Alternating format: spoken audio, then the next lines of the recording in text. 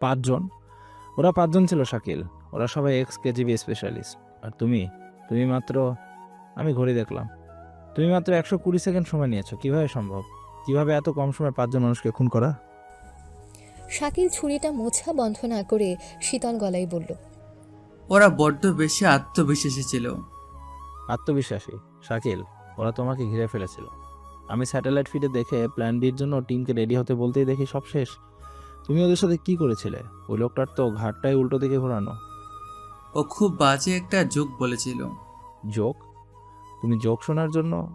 আমি জোক শুনতে পছন্দ করি না ইমতিয়াজ, বিশেষ করে অপারেশনের সময়। শাকিল উঠে দাঁড়ায়। সে ওয়ার হাউসের কোনায় রাখা একটা ব্রিফকেসের দিকে তাকায়। এগোই। প্যাকেজটা কি শিওর? হ্যাঁ, বায়োকেমিক্যাল ওয়েপেনের ফর্মুলা, দ্য সিন্ডিকেটের নতুন খেলনা। ওরা এটা দ্য শেডুর কাছে পাঠাচ্ছিল। তার মানে আমাদের ইন্টেল সঠিক ছিল। শাকিলের স্যাটেলাইট ফোনটা বেজে ওঠে। স্ক্রিনে আননোন লেখা, কিন্তু সে জানে কে ফোন করেছে। Alpha one speaking.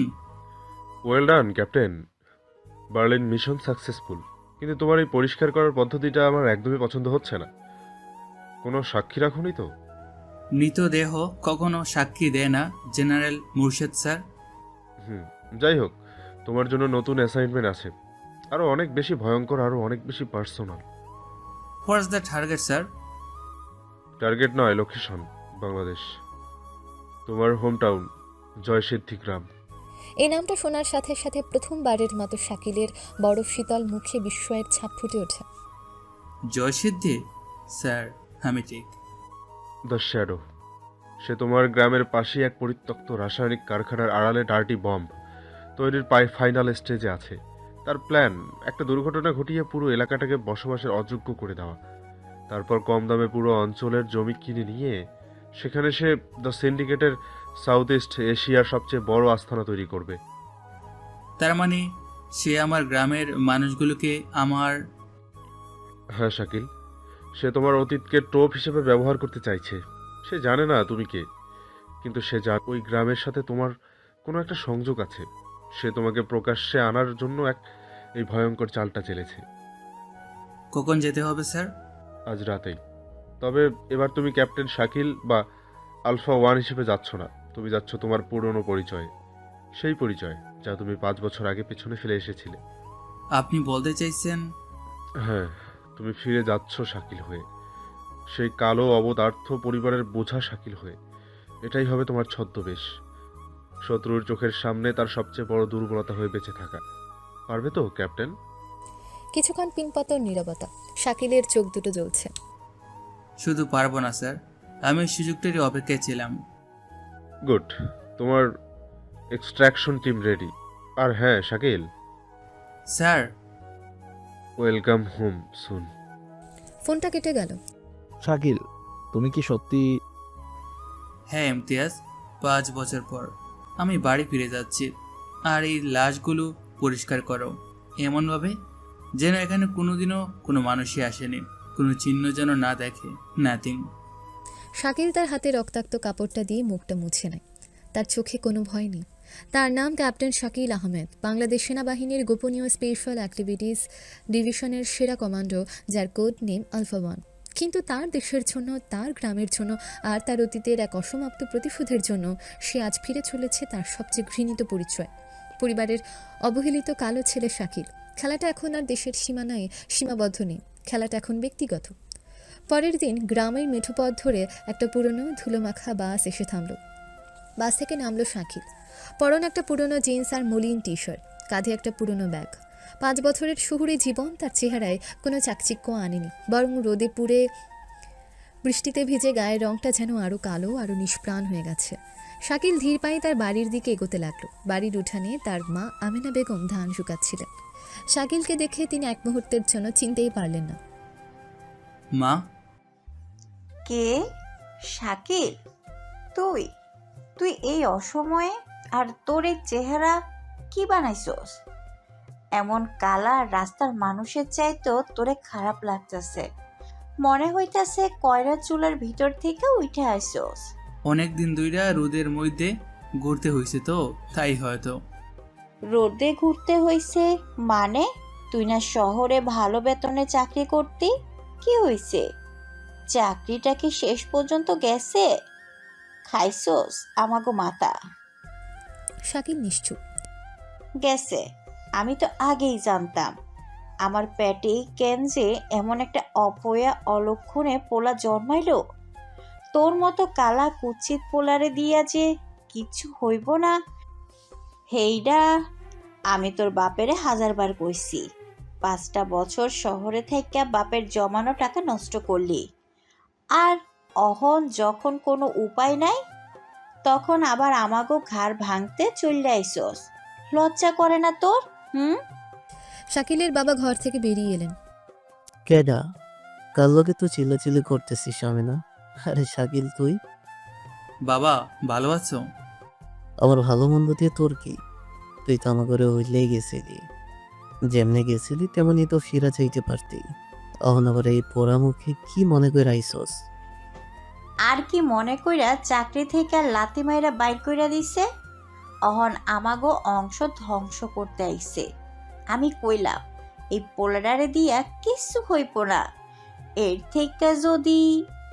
ঠিক তখনই পাশের বাড়ি থেকে হাসতে হাসতে বেরিয়ে এলো শাকিলের মামাতো বোন জারা, তার সাথে রায়হান। ফুপি, কি হয়েছে? এত সকালবেলা কার উপর এত রাগ ছাড়ছ?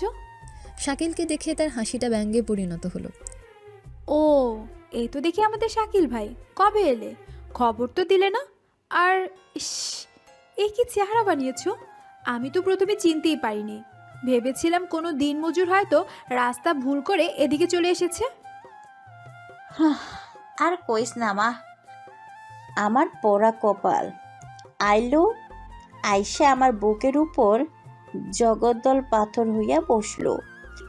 কি শাকিল, তোমার গা থেকে এমন গন্ধ আসছে কেন? তুমি কি গোসলও করনি? আর শহরে গিয়ে কি কয়লার খনিতে কাজ নিয়েছিলে নাকি? এমনিতেই তো কালো ছিলে, এখন তো দেখি আরও কালো হয়ে গেছো। আমার তো তোমার পাশে দাঁড়াতেই কেমন যেন লাগছে। আরে যারা এভাবে বলছিস কেন? বেচারা হয়তো অনেক কষ্ট করে এসেছে, জার্নিতে তো এমন হতেই পারে। কষ্ট তো করবি, ওর মতো চেহারা আর যোগ্যতা নিয়ে ঢাকায় কি আর ভালো চাকরি পাওয়া যায়? শাকিল, কোনো কোম্পানিতে দারোয়ানের চাকরিও কি শেষ পর্যন্ত জুটলো না? না, যারা দারোয়ানের চাকরিও পায়নি। কেন, ইন্টারভিউতে বাদ পড়েছিলে বুঝি? না, আসলে দারোয়ানের চাকরির জন্য তো একটু ভয়ঙ্কর চেহারা লাগে, তাই না? আমার চেহারাটা একটু নিরীহ গুছের, চোর ডাকাত ভয় পাবে না। কি? তুমি তুমি আমাকে টিটকারি মারছো? তোমার এত বড় সাহস! আমি তো শুধু একটা সত্যি কথা বললাম। দারোয়ানের চাকরির জন্য যে যোগ্যতা লাগে সেটাও হয়তো আমার নেই। দেখো শাকিল, তুমি হয়তো বাইরে থেকে এসেছো তাই জানো না। যারা আমার হবু স্ত্রী, ওর সাথে কিভাবে কথা বলতে হয় সেটা শিখে নিও, নয়তো নয়তো কি আপনি আমাকে মারবেন, নাকি আপনার বাবার টাকা দিয়ে আমাকে গ্রাম ছাড়া করবেন? ধন্যবাদ উপদেশটার জন্য। তবে আমার মনে হয় কে কার সাথে কিভাবে কথা বলবে সেটা শেখার আগে কে কার জীবনে কতটা নাক গলাবে সেটা সীমাটা শেখা বেশি জরুরি। চুপ করা আরামজাদা, মুখ সামলায় কথা বল। যার তার সাথে মুখের উপর তর্ক করস। 5 বছর শহরে থেকেই বেয়াদবি শিখছিস। ওর কি আর জ্ঞান বুদ্ধি আছে? থাকলে কি আর চাকরিটা যায়? যা আমার চোখের সামনে থেকে দূর হ, অপয়া অলক্ষণে কোথাকার। থাক না ফুপি, রাগ করছো কেন? ও তো আমাদেরই ভাই। যাই হোক শাকিল, মন খারাপ করো না। চাকরি একটা গেছে, আরেকটা পাবে। আর না পেলেও সমস্যা নেই, রায়ান তো আছেই। তাই না রায়ান? তুমি তো শাকিলের জন্য কিছু একটা করতেই পারো। হ্যাঁ হ্যাঁ, অবশ্যই। আমার বাবার কত কত ফ্যাক্টরি আছে, আমি চাইলে ওর জন্য একটা প্যাকিংয়ের কাজ জোগাড় করে দিতেই পারি। দিনে 300-400 টাকা করে পাবে, চলে যাবে হয়তো। ধন্যবাদ রায়হান সাহেব, কিন্তু আমার অন্যের দয়ায় চাকরি করার অভ্যাস নেই।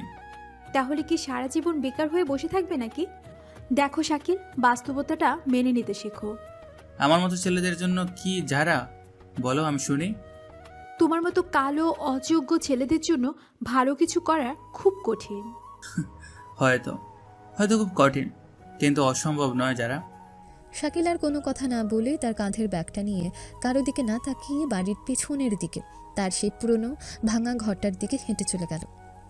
যারা, রায়হানা, শাকিলের বাবা মা সবাই স্তব্ধ হয়ে তার যাওয়ার পথের দিকে তাকিয়ে রইল। ছেলেটার অ্যাটিটিউড তো একটুও কমেনি, বরং যেন আরও বেড়েছে। কিন্তু ওর চোখের দৃষ্টিটা, ওটা আগের মতো নেই কেন? কেমন যেন অচেনা, কেমন যেন ভয়ঙ্কর। শাকিল যখন তার পুরনো পরিত্যক্ত ঘরটার দিকে হেঁটে যাচ্ছিল তখন উঠান থেকে তার মায়ের গলা ভেসে এলো। ওই কই যাস? ওই ঘরের দিকে যাস কেন? ওইটা তো এখন লাকড়ি রাখার ঘর। তাইলে আমি থাকুম কই মা? সেইটা আমি কি জানি? তুই তো না কইরা চললে আইসস। তোর লাগে কি আমরা রাজপ্রাসাদ বানায়া রাখছি নাকি? আহা, আমেনা, অহন চুপ করবি? যা হওয়ার তা তো হইয়া গেছে। পোলাটারে তো আর রাস্তায় ফালাইয়া দেওয়ান যায় না। রাস্তা ফালাইয়া দিলেই ভালো আছিল। অন্তত চোখের সামনে থেকে আমার বুকটা তো আর পুরাইতো না। শোন, ওই ঘরের কোণার দিকে একটা চৌকি পাতা আছে, ওইখানেই থাকবি। আর মনে রাখিস, এই বাড়িতে তুই মেহমান না, বোঝা। তো বোঝার মতোই কইরা থাকবি। আচ্ছা।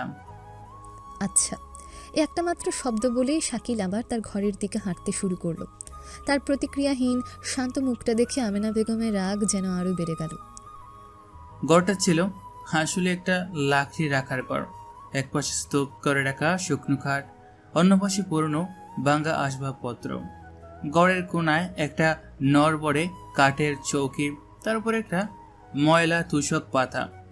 ঘরের দেয়ালে মাকড়সার জাল, আর মেঝেতে দুলুর আস্তরণ। আমি কাঁধের ব্যাগটা চৌকির উপর রেখে তারপর ঘরের একমাত্র জানালাটা খুলতেই এক ঝলক আলো এসে ঘরের ভেতরটা আলোকিত করে দিল। জানালা দিয়ে ঠিক পাশের বাড়ির উঠানটা দেখা যায়, জাড়ার বাড়ি। দুদিন পর শাকিল যেন পুরোপুরি গ্রামের আর 10টা বেকার ছেলের মতোই হয়ে গেছে। সকালবেলা হাঁটতে হাঁটতে সে গ্রামের চায়ের দোকানে গিয়ে বসলো, কারণ মর্নিং ওয়াক করাটা তার জন্য খুবই ইম্পর্ট্যান্ট। কি গো শাকিল মিয়া, তোমার তো আর চেনাই যায় না। শহরের বাবু থেকে একেবারে গ্রামের পোলা হইয়া গেলা। কি আর করম চাচা, পেট তো চালাইতে হইব। তা চাকরি বাকরি কিছু খুঁজতেছো না বাপের ঘাড়ি জীবনটা পার করে দিবা? চেষ্টা তো করতেছি, তবে আমার মতো কালা অশিক্ষিত পুলারে কে আর চাকরি দিব কোন? আহারে, মন খারাপ কইরো না বাবা, আল্লাহ যা করে ভালো লাইগাই করে। আচ্ছা, আমাগো গ্রামের পশ্চিম দিকে যে নতুন ফ্যাক্টরিটা হইতাছে, এইটার খবর কিছু জানো? শুনলাম কারা জানি বিদেশি সাহেবরা আইসা বানাইতাছে। হ চাচা, আমি শুনছি কিসের ফ্যাক্টরি, এটা তো কেউ ঠিক মতো কইতে পারে না, খুব গোপন গোপন করে কাম চলে। হ, সিকিউরিটিও খুব কড়া। আমাদের গ্রামের কাউরে ভিতরে ঢুকতেই দেয় না। শাকিল চুপচাপ তাদের কথা শুনতে থাকে, তার চোখ দুটো তীক্ষ্ণ। সে প্রতিটা তথ্য তার মাথায় গেঁথে নিচ্ছে। দুপুরবেলা গ্রামের সবথেকে বড় পুকুর ঘাটে গ্রামের ছেলেমেয়েরা পানিতে লাফালাফি, সাঁতার কাটছে। শাকিল ঘাটের এক কোনায় শার্ট খুলে উদাস মনে বসে আছে। তার 6 প্যাক বডি যা এতদিন ধরে সে তার মলিন পোশাকের আড়ালে লুকিয়ে রেখেছিল, তা আজ প্রথমবার সবার নজরে পড়ল। যারা আর তার বান্ধবীরা পুকুর ঘাটে এসে শাকিলকে ওই অবস্থায় দেখে থমকে গেল। যারার বান্ধবী ঝুমুর ফিসফিস করে বলে, ওই যারা আপা, দেখো শাকিল ভাই তো খালি গায়ে, বাপ রে কি শরীর, দেখা তো মনে হয় সিনেমার হিরো, খালি চেহারাটা কালা, যেন কোনো তামিল সিনেমার হিরো। হরে, আমরা তো ওরে কালা বইলা পাত্তাই দিই না, কিন্তু পোলাডার বডি দেখার মতো। চুপ কর তোরা, কি এমন দেখছস? শরীর থাকলেই কি মানুষ হয়? কাম কাজ নাই, সারাদিন টই টই করে ঘুরা বেড়ায়। চল চল যাই এখান থেকে।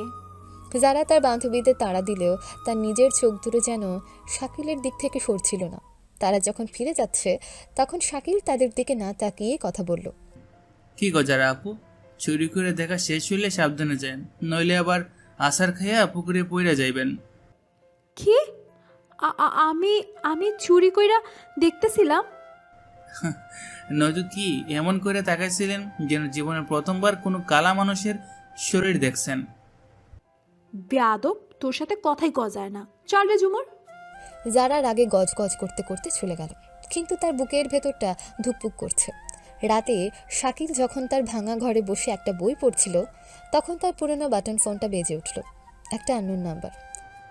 Hello, Shakil, it's me Imtiaz. বল, কোনো খবর আছে? আছে, দ্য শ্যাডোর মুভমেন্ট ট্রেস করা গেছে। আমাদের স্যাটেলাইট ইমেজ বলছে সে তার নেটওয়ার্কের কিছু লোককে তোর গ্রামের আশেপাশে পাঠিয়েছে। সম্ভবত ওই নতুন ফ্যাক্টরিটা ওদের টার্গেট। আমিও তাই সন্দেহ করছিলাম। ফ্যাক্টরিটার ব্যাপারে আর কিছু জানতে পেরেছিস? হ্যাঁ, ওটা একটা শোয়া। বাইরে থেকে দেখলে মনে হবে কেমিক্যাল ফ্যাক্টরি, কিন্তু ভেতরে ওরা ইউরেনিয়াম সমৃদ্ধ করার চেষ্টা করছে ডার্টি বোম বানানোর জন্য। ড্যাম ইট, তার মানে আমার হাতে সময় খুব কম।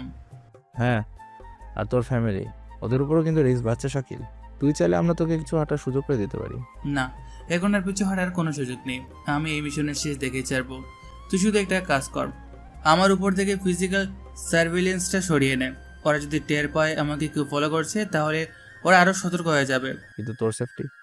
আমার সেফটির কথা তোকে ভাবতে হবে না, আমি আমার খেয়াল রাখতে পারবো। তুই শুধু ডিজিটাল ট্রেসগুলোর উপর নজর রাখ। আর হ্যাঁ, আমার ফ্যামিলি আর যারার ওপর 24 ঘন্টা নজর রাখবি, ওদের জন্য কোনো ক্ষতি না হয়।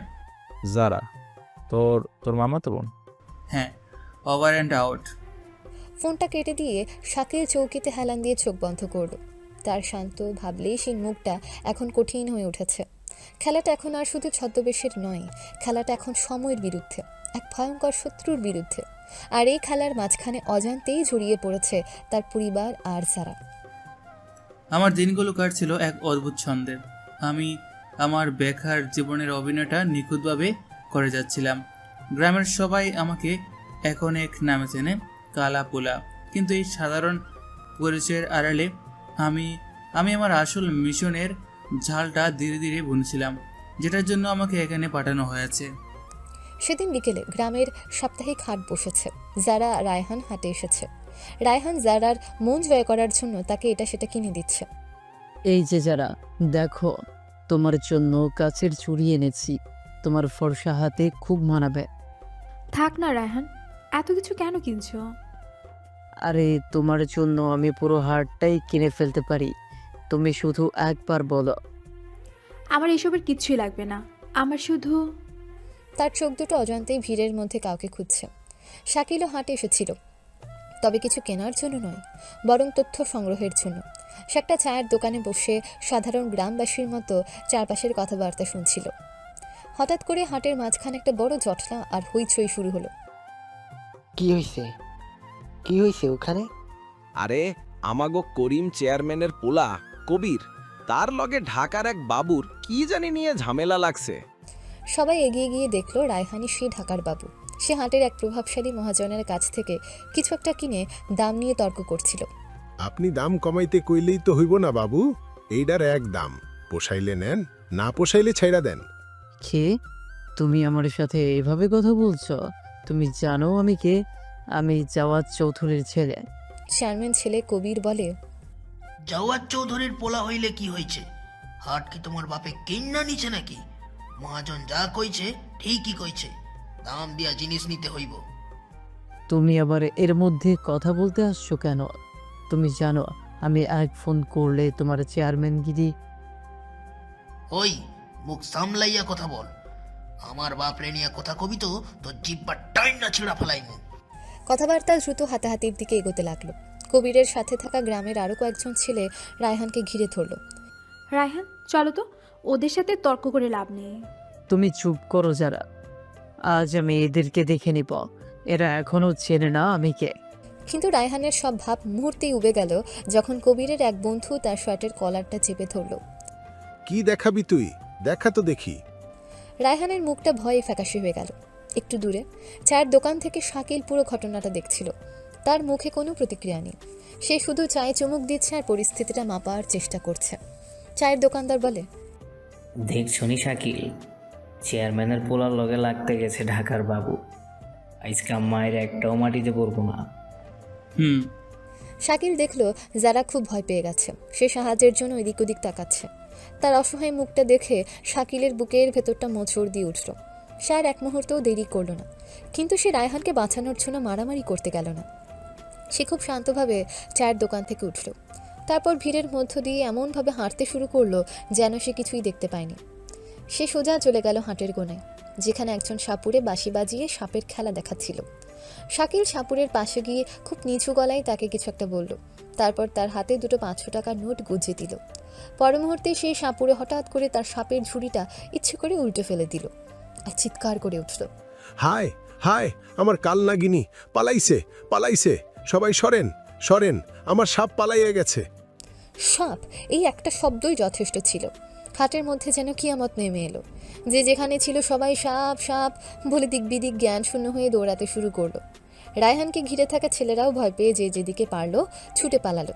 এই আকস্মিক হুলস্থলের মধ্যে রায়হানও ভয় পেয়ে জারার হাত ধরে দৌড়ানোর চেষ্টা করলো। আরে আরে আস্তে, আমি তো পড়েই যাচ্ছিলাম।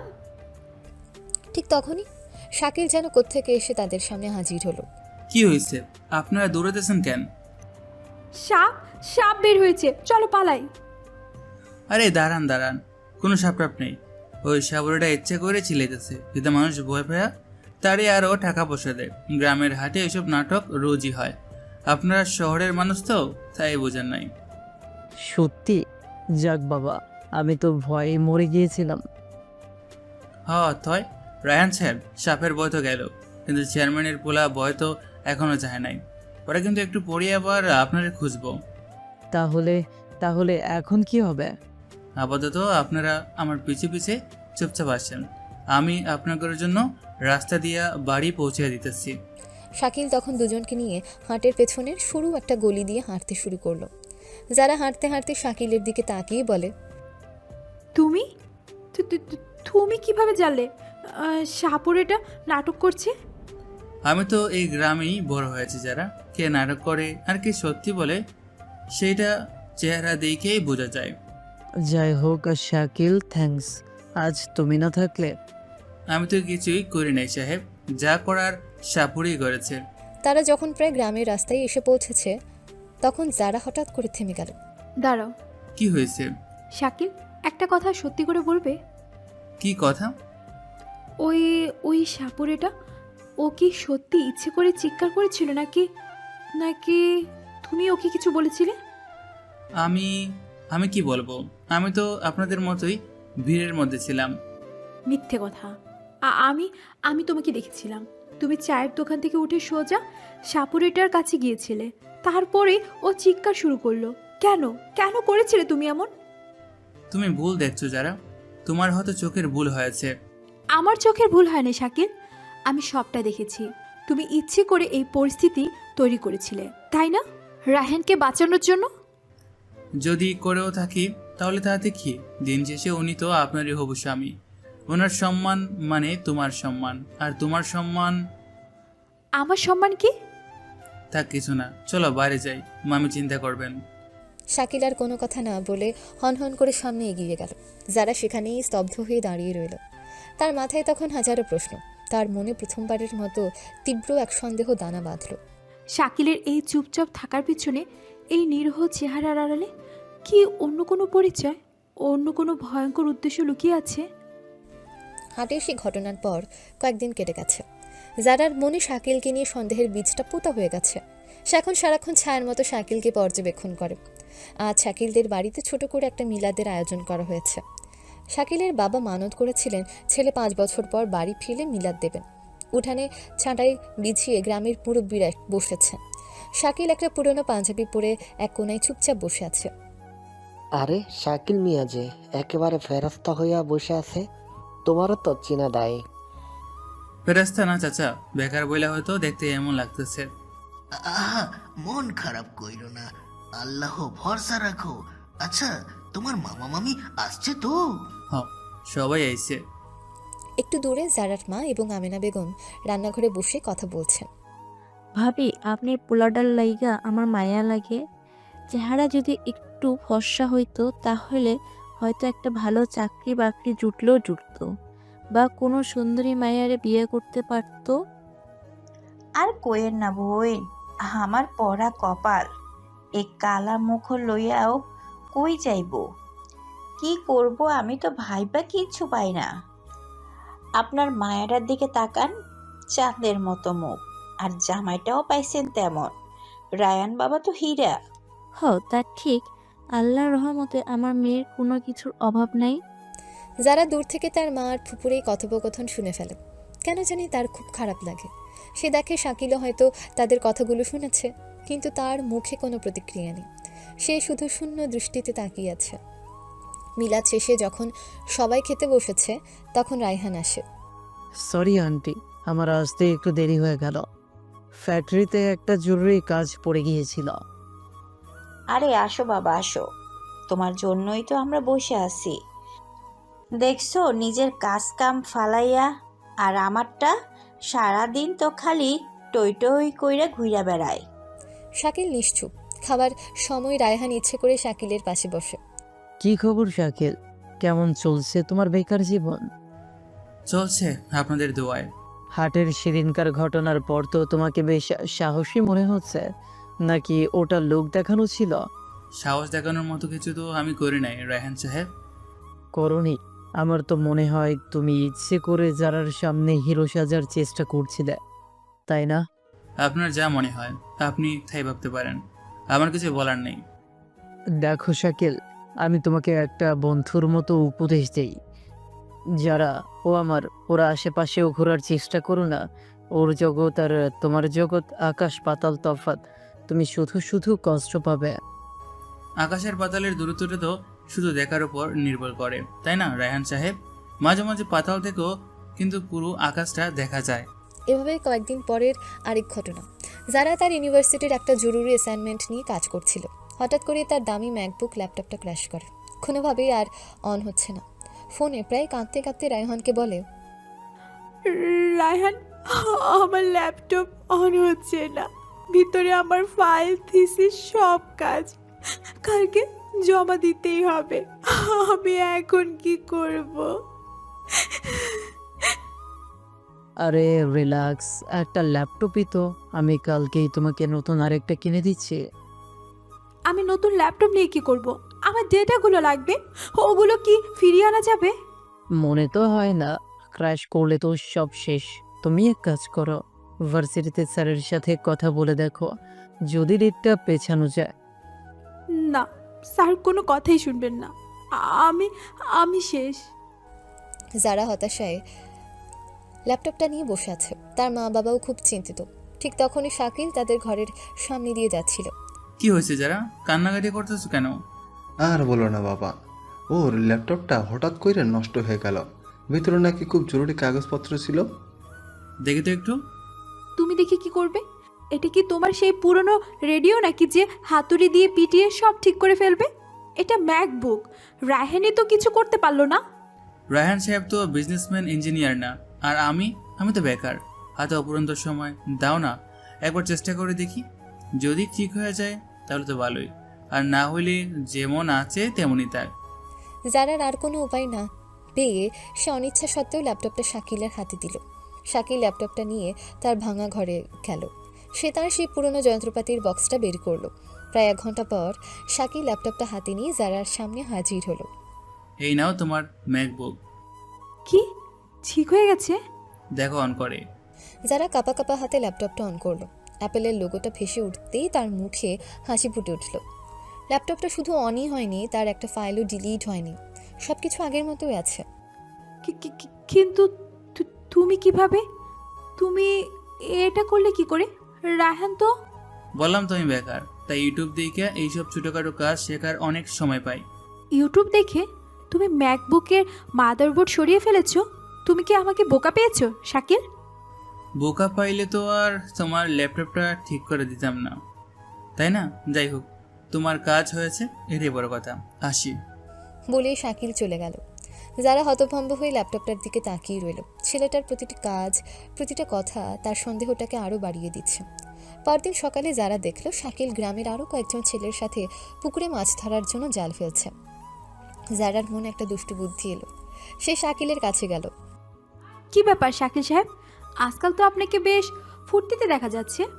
চাকরি হারানোর শোকটা কি কেটে গেছে? সুখ করে কি হইব, পেট তো আর সুখ মানে না, তাই ভাবলাম মাছ ধরে যদি বাজারে বেচতে পারি তাহলে হয়তো। তাই নাকি? তো কয়টা মাছ ধরেছো শুনি? এই তো চেষ্টা করতেছি। আমার তো মনে হয় তুমি একটাও ধরতে পারোনি। তোমার মতো ছেলেদের দিয়ে এইসব কাজ হয় না। তাই বাজে লাগবে? কি বাজি? আমি যদি তোমার চেয়ে বড় একটা মাছ ধরতে পারি তাহলে? তাহলে কি? তাহলে তুমি আমাকে তোমার হাতে বানাইয়া এক কাপ চা খাওয়াবে, পারবে তো? আর যদি তুমি হারো? তাহলে আমি তোমার হবু স্বামী রায়হান সাহেবের গাড়িটা মৌজা দেব, একদম চকচকা কইরা। ঠিক আছে, ডিল। প্রতিযোগিতা শুরু হলো। যারা যে কিনা ছোটবেলা থেকে মাছ ধরে অভ্যস্ত, সে সহজে কয়েকটা পুঁটি ট্যাংরা মাছ ধরে ফেললো। আর শাকিল শানারির মতো শুধু জাল ফেলছে আর তুলছে। কি হলো শাকিল? তোমার জালে তো মাছের বদলে শুধু ব্যাঙই উঠেছে। আমি তো বলি তুমি বরং গাড়ি মোছার প্রস্তুতিই নাও। শাকিল কোন উত্তর না দিয়ে মুচকি হাসলো। সে তার জালটা পুকুরের অন্য এক কোনায়, যেখানে অনেক কচুরি পানা জমে আছে, সেখানে ফেললো। তারপর কিছুক্ষণ অপেক্ষা করে খুব সাবধানে জালটা টানতে শুরু করলো। জালটা যখন কিনারে এলো তখন জারার চোখ দুটো বড় বড় হয়ে গেল। জালের ভেতরে অন্য কোনো ছোট মাছ নয়, ছটফট করছে বিশাল এক চিতল মাছ, প্রায় 3-4 কেজি ওজন হবে। ওরে বাবা, শাকিল ভাই তো এক্কেরে বাজিবাদ করে দিল। কিন্তু কিভাবে? ওইখানে তো কোনোদিনও এত বড় মাছ। বললাম না, মাঝে মাঝে পাতাল থেকেও পুরো আকাশটা দেখাচ্ছে। হয়তো আমি মাছ ধরতে পারি না, কিন্তু আমি জানি বড় মাছেরা কোথায় লুকিয়ে থাকে।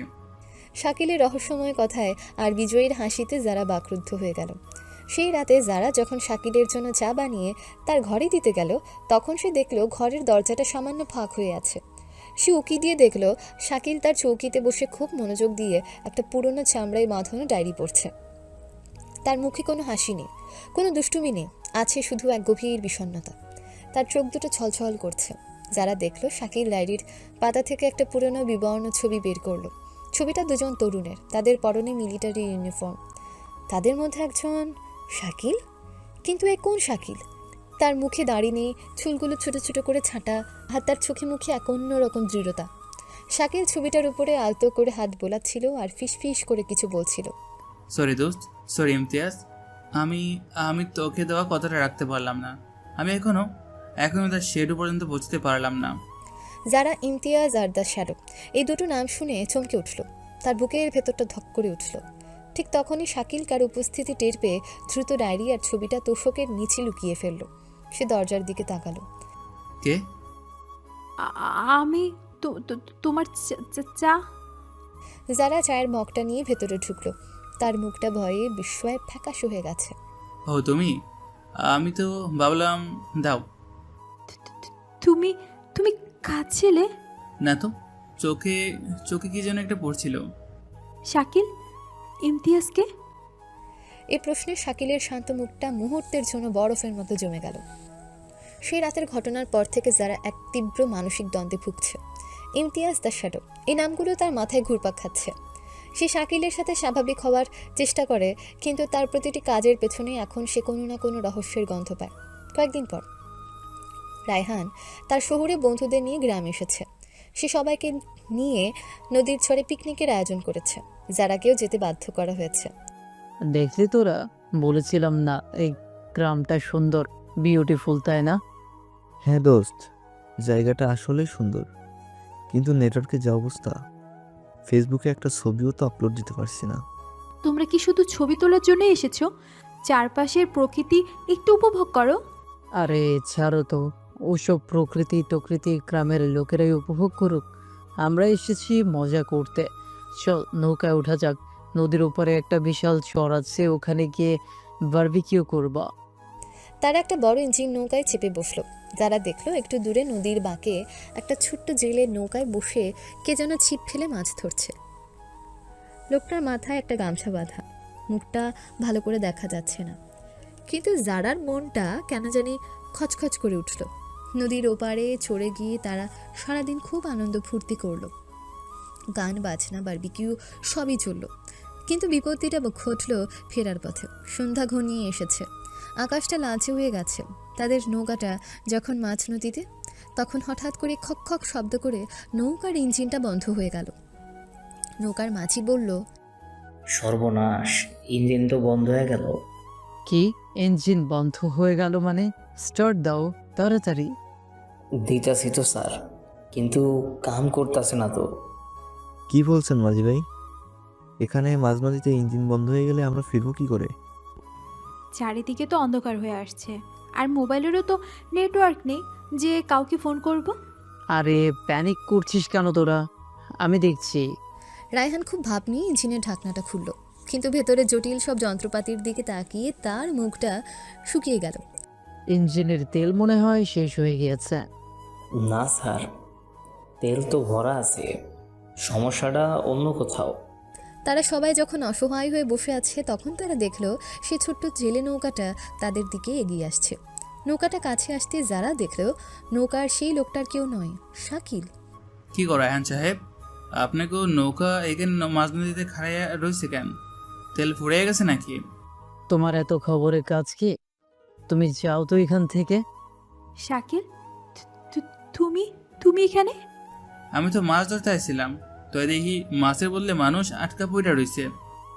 এই ভাই, আপনি কি আমাদের একটু সাহায্য করতে পারবেন? আমাদের নৌকাটা স্টার্ট নিচ্ছে না। আমি তো ভাই লেখাপড়া না জানা মূর্খ সূর্খ মানুষ, আমি আর কি সাহায্য করুম? আপনারা তো সব শহরের শিক্ষিত লোক, আপনারা চেষ্টা করে দেখেন। দেখো শাকিল, এখন ফাইজলামি করার সময় না। যদি কিছু করতে পারো তো করো, নয়তো যাও। শাকিল কোনো কথা না বলে তার নৌকাটা তাদের নৌকার পাশে ভেরালো। সে লাফ দিয়ে তাদের নৌকায় উঠে গেল। দেখি সরেন। শাকিল ইঞ্জিনের ঢাকনাটা খুলল। সে কোনো যন্ত্রপাতি ব্যবহার করল না। সে শুধু ইঞ্জিনের বিভিন্ন অংশে হাত দিয়ে শব্দ শুনে আর গন্ধ শুকে কি যেন বোঝার চেষ্টা করতে লাগলো। তবে মুখটা তখন অসম্ভব রকমের সিরিয়াস। ও ও ও কি করছে? নাটক করছে। ভাবখানা এমন যেন উনি একাই সব জানতা। মাঝে ভাই, আপনার কাছে কি একটা সেফটি পিন বা চিকন তারের মতো কিছু হইব? হ বাবা, এই তো আমার পান খাওয়ানোর চুন লাগানোর কাঠিটা আছে। দেন তো। শাকিল সেই চিকন কাঠিটা নিয়ে ইঞ্জিনের ভেতরে ফুয়েল লাইনের একটা ছোট ছিদ্রের মধ্যে ঢুকিয়ে কয়েকবার নড়াচড়া করলো। তারপর কাঠিটা বের করে মাঝিকে বলল। অহন একবার স্টার্ট দিয়া দেখেন তো। মাঝি দ্বিধা নিয়ে ইঞ্জিনের দড়ি ধরে টান দিল, আর সবাইকে অবাক করে দিয়ে ভট ভট ভট শব্দ করে ইঞ্জিনটা স্টার্ট হয়ে গেল। ওয়াও! কিন্তু কিন্তু এটা কিভাবে? ফুয়েল লাইনের মধ্যেই ময়লা জৈমা তেল আসা বন্ধ হয়ে গেছিল, আমি শুধু ময়লাটা সরাই দিলাম, আর কিছু না। বাবা, তুমি তো জাদু জানো। আমি এতক্ষণ ধরে চেষ্টা করেও পারলাম না। জাদু না মাঝে ভাই, অভিজ্ঞতা। আচ্ছা আমি তাইলে আসি। শাকিল তার নৌকায় ফিরে যেতে উদ্যত হলো। দাঁড়াও, কি?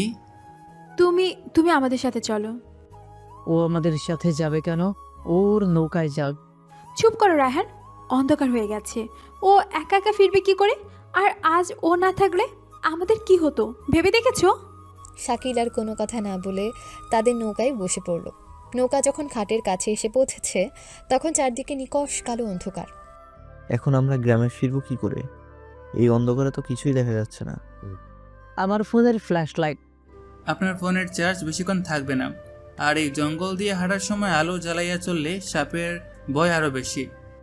তাহলে তাহলে উপায়? উপায় আছে। সবাই আমার পিছে পিছে চুপচাপ আসেন, কোনো কথা কইবেন না, আর পায়ের নিচে ছায়া হাঁটবেন। শাকিল সামনে থেকে হাঁটতে শুরু করলো। সে কোনো আলো ছাড়াই রাতের অন্ধকারে জঙ্গলের ভেতর দিয়ে এমনভাবে পথ চিনে চিনে এগোতে লাগলো যেন এটা তার হাতের তালুর মতোই চেনা। সে মাঝে মাঝে থেমে গিয়ে বাতাসে গন্ধ শুকে বা মাটিতে কান পেতে কি যেন শোনার চেষ্টা করছিল। তার প্রতিটি নড়াচড়া ছিল একজন প্রশিক্ষিত কমান্ডোর মতো। শাকিল, তুমি এত কিছু জানো কি করে? এই অন্ধকার জঙ্গলের রাস্তা? যারা অন্ধকারে থাকতে ভালোবাসে, অন্ধকারও তাদের পথ দেখায় দেয়। প্রায় 20 মিনিট হাঁটার পর তারা নিরাপদে গ্রামে এসে পৌঁছালো। রায়হান আর তার বন্ধুরা ভয়ে ক্লান্তিতে প্রায় আধমরা, কিন্তু যারা সে তখনও স্তব্ধ হয়ে শাকিলের দিকে তাকিয়ে আছে। যে ছেলেটাকে আমি অপদার্থ বেকার ভেবে এসেছি, তার এই জ্ঞান, এই সাহস, এই অচেনা রহস্যময় রূপ, কিছুই তো আমার পরিচিত শাকিলের সাথে মিলছে না। ব্যাপার কি? জারার মনে তার সব সন্দেহগুলো আরও ঘনীভূত হয়ে জমাট বাঁধতে শুরু করলো। তার শুধু মনে হচ্ছিল সেমন কোনো এক ধাঁধার মুখোমুখি হয়েছে যার কোনো উত্তরই তার জানা নেই। নদীর চরের সে ঘটনার পর থেকে যারা এক মুহূর্তের জন্য শান্তিতে নেই। শাকিলের সে অচেনা দক্ষ রূপটা তার চোখের সামনে থেকে সরছে না। গভীর রাত, যারা তার ঘরে বসে পুরনো ছবির অ্যালবাম দেখছিল। তার মা বাবা ঘুমিয়ে পড়েছে, বাইরে ঝিঝি পোকার একটানা ডাক। অ্যালবামের পাতা উল্টাতে উল্টাতে একটা বিবর্ণ সাদা কালো ছবিতে তার চোখ আটকে গেল। ছবিটা প্রায় 10-12 বছর আগের, গ্রামের স্কুলের বার্ষিক ক্রীড়া প্রতিযোগিতার পুরস্কার বিতরণের ছবি। ছবিতে পুরস্কার হাতে হাসি মুখে দাঁড়িয়ে আছে ছোট্ট যারা, আর তার পাশে কিছুটা আড়ালে মুখটা গোমড়া করে দাঁড়িয়ে আছে এক কিশোর। তার গায়ের রংটা অন্যদের চেয়ে বেশ চাপা। কি বোকার মতো দেখতে ছিলে রে তুই, এখনো যেমন আগেও তেমনি গোমরা মুখ, কিন্তু চোখ দুটো সে একই রকম, শান্ত কিন্তু গম্ভীর। যারা ছবিটার উপর আলতো করে হাত বুলাচ্ছিল। হঠাৎ তার মনে হলো সে ছবিটা অ্যালবাম থেকে বের করে দেখবে। ছবিটা বের করার সাথে সাথে ছবির পেছনের দিকে তার চোখ পড়ল। সেখানে পেন্সিল দিয়ে খুব ছোট ছোট করে দুর্বোধ্য কিছু সাংকেতিক ভাষায় লেখা। লেখাটা শাকিলেরই, তা সে চিনতে পারল। এটা এটা আবার কি? ডেল্টা 6 সিগমা ওমেগা, এসবের মানে কি? ও কি ছোটবেলায় এলিয়েনের সাথে কথা বলতো নাকি? কৌতূহলটা তাকে পেয়ে বসলো। সে সাথে সাথে তার ফোনটা বের করে লেখাটার একটা স্পষ্ট ছবি তুলল। তারপর ছবিটা হোয়াটসঅ্যাপে পাঠিয়ে দিল তার ভার্সিটির এক বন্ধু রনিকে। রনি কম্পিউটার ইঞ্জিনিয়ারিং পড়ে এবং কোডিং ডিকোডিং নিয়ে তার বেশ আগ্রহ। রনি, তুই কি জেগে আছিস? জেগে না থেকে উপায় আছে? কালকে অ্যাসাইনমেন্ট জমা দিতে হবে। বল, এত রাতে কি মনে করে মেসেজ দিলি?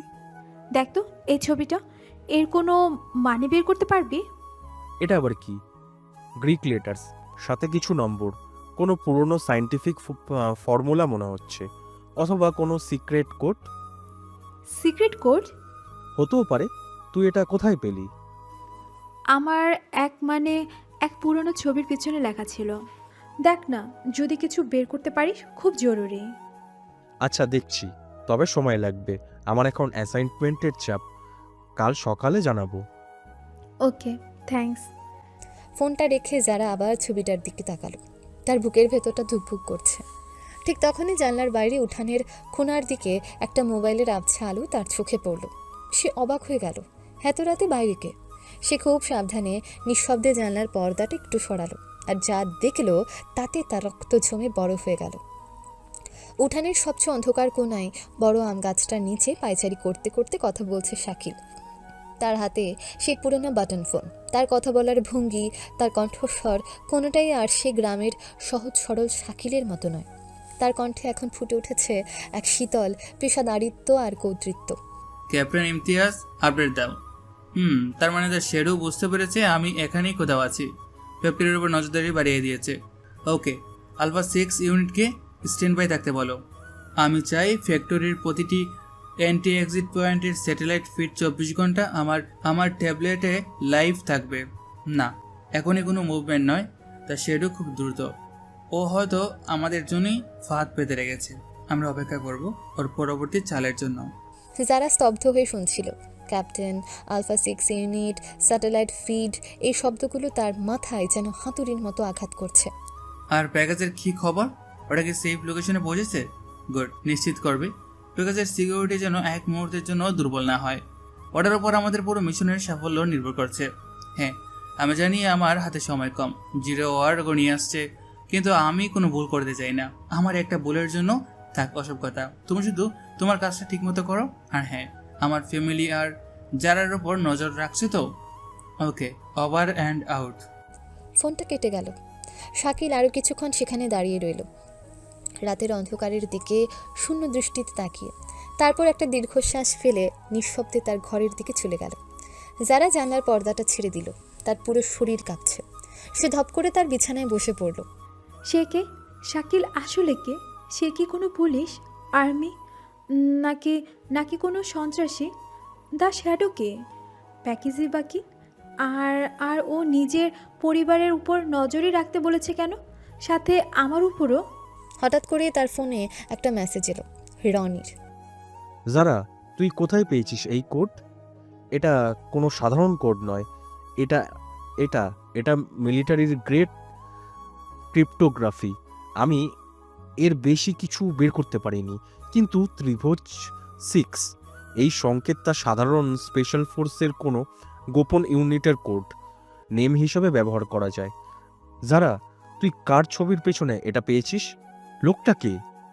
রনির মেসেজটা পড়ার পর জারার আর কোনো সন্দেহই রইল না।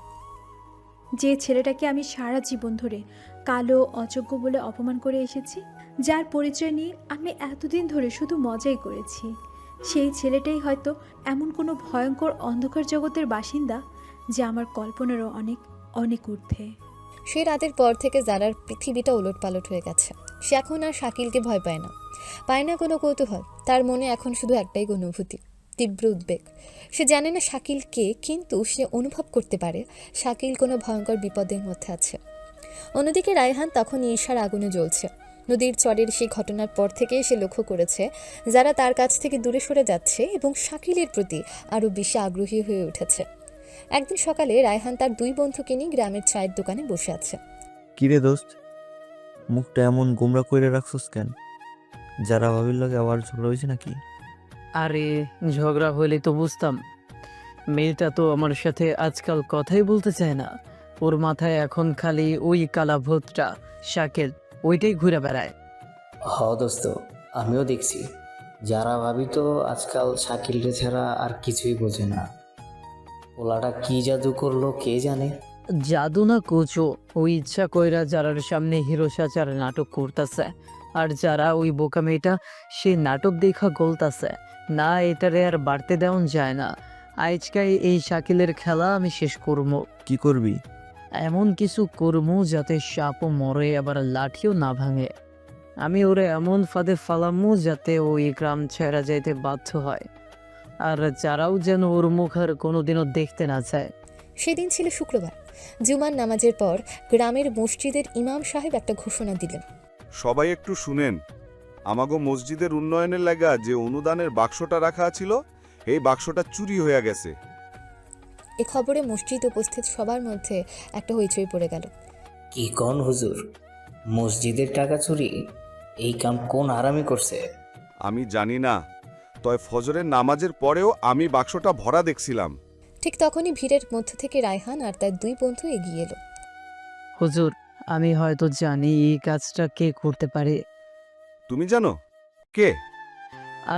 আমি আজ ভোরে ফজরের আজানের একটু আগে এই রাস্তা দিয়েই যাইতেছিলাম। তখন আমি শাকিল রে মসজিদের পেছন দিয়া তাড়াঘোড়া কইরা বাহির হইতে দেখছে। ওর হাতে কাপড়ে মোড়ানো কি যেন একটা ছিল। হ হুজুর, আমিও দেখছি। আমিও রায়হানের লগে আইছিলাম। আমরা তো তখন অতটা পাত্তা দেই নেই, কিন্তু অহন তো সব মিলা যেতেছে। এ কথা শোনার সাথে সাথে পুরো গ্রামের মানুষ যেন খেপে উঠল। কি শাকিল, ওই কালা পলাটা? আমি তো আগেই কইছিলাম ওই পলার নজর ভালো না। হ, শহর থেকে চুরি ডাকাতি শিখাইছে, এখন মসজিদের টাকাও ছাড়ে না। চলেন যাই, আজকে ওই চোরের একদিন কি আমার একদিন। উত্তেজিত জনতা লাঠি সোঁটা নিয়ে শাকিলের বাড়ির দিকে রওনা দিল। যারা সবাইকে তাদের বাড়ির দিকে আসতে দেখে ভয়ে আতঙ্কে জমে গেল। না না, এটা হতে পারে না। শাকিল এমন কাজ করতে পারে না, নিশ্চয়ই কোনো ভুল হচ্ছে। শাকিল তখন তার সেই ভাঙা ঘরে চৌকির উপর বসে একটা বই পড়ছিল। বাড়ি থেকে হইচই আর চিৎকারের শব্দ শুনে সে বেরিয়ে এলো। সে দেখলো প্রায় 100-150 গ্রামের লোক তাকে ঘিরে ধরেছে। তাদের সবার চোখে মুখে তীব্র ঘৃণা আর আক্রোশ। শাকিলের বাবা ভিড় ঠেলে বেরিয়ে এসে বলেন, কি হয়েছে? কি হয়েছে? তোমরা সবাই আমার বাড়ির সামনে আইসা আমার চিল্লাইতেছ কেন? কি হইছে শুনতে চান? আপনার গুণধর পোলাই কি করছে হেটা জিগান। ও মসজিদের টাকার বাক্স চুরি করছে। কি? আমি চুরি করিনি। চুরি করিস নাই? তাইলে ফজরের আগে তুই মসজিদের পেছনে কি করতেছিলি? আর তোর হাতে কাপড়ে মোড়ানো কি আছিল? আমি তো শুধু হাঁটতে বেরিয়েছিলাম। মিথ্যা কথা, চোর কোনোদিনও নিজের মুখে স্বীকার করে না। দেন ওরে আমাকে হাতে দেন, আমরাই আজকে ওর বিচার করব। পরিস্থিতি নিয়ন্ত্রণের বাইরে চলে যাচ্ছিল। কয়েকজন উত্তেজিত লোক শাকিলের দিকে তেড়ে আসছিল। যারা ভিড় ঠেলে শাকিলের সামনে এসে দাঁড়িয়ে বলে, থামেন, আপনারা থামেন, ওকে কেউ হাত লাগাবেন না। যারা, তুমি এখানে কি করছো? তুমি এই চোরটার পক্ষ নিতেছ? ও চোর না, আমি জানি ও এমন কাজ করতেই পারে না। তুমি কিভাবে জানলে? তুমি কি ওর সব খবর রাখো নাকি? যারা তুমি সরে যাও। না, আমি সরবো না। বললাম তো সরে যাও, আমি আমারটা নিজে সামলাতে পারবো। শাকিল এবার রায়হানের দিকে ফিরল। রায়হান সাহেব, আপনার সাথে আমার 1 মিনিট একা কথা বলার দরকার। একা কেন? এখন কি আমার কাছে মাফ চাইবে নাকি? মাফ আমি চাইব না, আপনি চাইবেন সেটা তো কথা বলার পরই বোঝা যাবে। আসবেন? শাকিল কোনো উত্তরের অপেক্ষা না করে ভিড় ঠেলে বাড়ির পেছনের দিকে হাঁটতে শুরু করলো। রায়হান কিছুটা অবাক হয়ে আবার কিছুটা ভাব নিয়ে তার পিছু পিছু গেল বাড়ির পেছনে একটা বড় আম গাছের নিচে। বল, কি বলবি? যা বলার তাড়াতাড়ি বল। গ্রামের মানুষ কিন্তু তোর উপর খুব ক্ষেপে আছে। আমি জানি। আচ্ছা রায়হান সাহেব, আপনার তো গাড়ির খুব শখ, তাই না? বিশেষ করে রেসিং কার। হ্যাঁ, তো আপনি কি ডার্ক ওয়েব চেনেন? ডার্ক ওয়েভ ওসব আবার কি? চেনেন না? আমার তো ধারণা ছিল আপনি চেনেন, কারণ গত মাসে দুবাই থেকে যে অবৈধভাবে একটা ল্যাম্বরগিনি অ্যাভেন্তাদোর এর পার্টস বাংলাদেশে আনা হয়েছে, সে পার্টসগুলো তো ডার্ক ওয়েবের মাধ্যমে কেনা হয়েছিল। আর সেই কেনার ট্রানজ্যাকশনটা হয়েছিল একটা বেনামি ক্রিপ্টো ওয়ালেট থেকে, যে ওয়ালেটের আইপি অ্যাড্রেস তো তুই আপনার বাবার ফ্যাক্টরির ওয়াইফাই নেটওয়ার্ক থেকে ট্রেস করা হয়েছে, তাই না?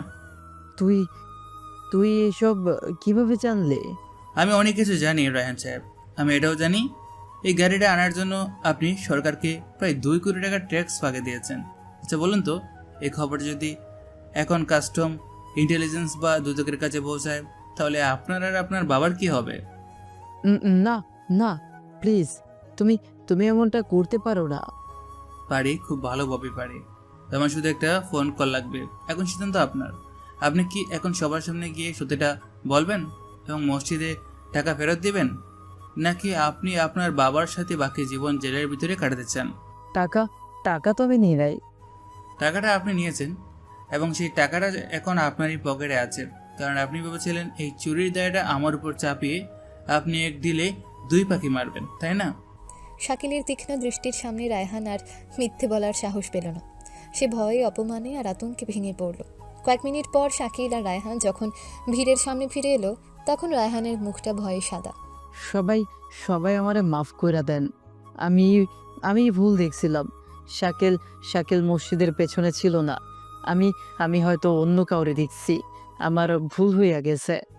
রায়হানের এই আকস্মিক পরিবর্তনে গ্রামের সবাই, বিশেষ করে যারা হতবাক হয়ে গেল।